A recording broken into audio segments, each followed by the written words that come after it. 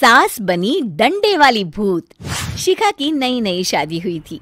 उसका मायका और ससुराल दोनों कानपुर में ही थे, इसलिए उससे मिलने उसके भाई अक्सर आते जाते रहते थे। ये बात शिखा की सास मीना को बिल्कुल पसंद नहीं थी। मम्मी जी, आज राहुल भैया आ रहे हैं। कौन, तेरे चाचा का लड़का? जी मम्मी जी। अरे पर वो तो दिल्ली में रहता है ना? हाँ मम्मी जी, उन्हें कल सुबह दिल्ली के लिए निकलना है, तो वो आज मुझसे मिलते हुए कल सुबह यहीं से निकल जाएंगे। हमने तो धर्मशाला खोल रखी है ना। कुछ कहा क्या मम्मी जी?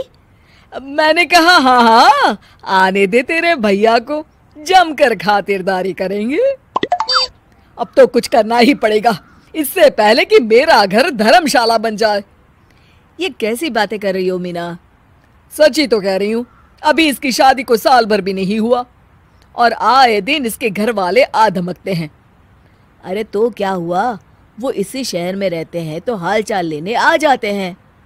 इस बार मैं उनका हाल और चाल दोनों ही बिगाड़ दूंगी। अब बहुत हो गया जी। अरे ये कैसी बातें कर रही हो, हे भगवान, बस आप तो देखते जाइए। शाम को राहुल आता है। नमस्ते आंटी, कैसे हैं आप लोग? हम लोग तो ठीक है, तुम कैसे हो बेटा? मैं भी अच्छा ही हूँ आंटी। बस आज रात के बाद नहीं रहोगे। चलिए भैया, मैं आपको हमारा घर दिखाती हूँ। रात में खाने के टेबल पर शिखा, रोहित कहीं दिखाई नहीं दे रहा। जी भैया, वो ऑफिस के काम से बाहर गए हैं, कल शाम तक आएंगे। अच्छा अच्छा। बेटा, क्या तुम भूत प्रेत में मानते हो? नहीं नहीं आंटी जी, पर अचानक आपको ये ख्याल कहाँ से आ गया? पता नहीं क्यों, कभी कभी मुझे लगता है जैसे रात के समय बैठक में कोई घूमता रहता है। ये आप क्या कह रही हैं मम्मी जी?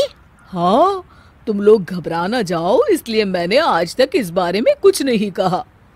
ये आपका वहम होगा आंटी जी, ऐसा कुछ नहीं होता। हो सकता है। चलो अब मेरा सोने का टाइम हो गया है तो चलती हूँ मैं। शिखा बेटा, राहुल के सोने की व्यवस्था वहीं दीवान पर कर देना। जी पापा जी। अब चलिए भी।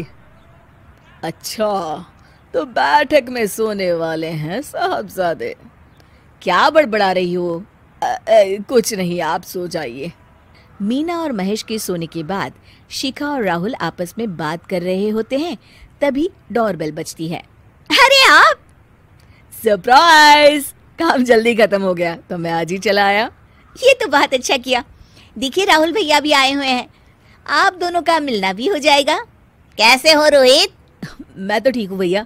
शिखा, मैं भी आज यहीं सो जाता हूँ, राहुल भैया से बातचीत भी हो जाएगी। अच्छा अच्छा, ठीक है। मीना आधी रात को उठती है, कंबल मुंह से पैर तक ओढ़ के डंडा लेके बैठक में आती है और देखती है दीवान पर चादर ओढ़े कोई लेटा हुआ है। देखो तो कैसे मजे से सो रहा है बहन के ससुराल में। मीना ताबड़तोड़ 4-5 डंडे मार देती है। अरे मर गया, अरे बचाओ बचाओ, कौन है? मीना जल्दी से अपने कमरे में भाग जाती है। हे भगवान, ये मैंने क्या किया? ये रोहित कहाँ से आ गया? लगता है ये नालायक राहुल मेहमानों वाले कमरे में सो गया होगा। आज तो इसकी खैर नहीं।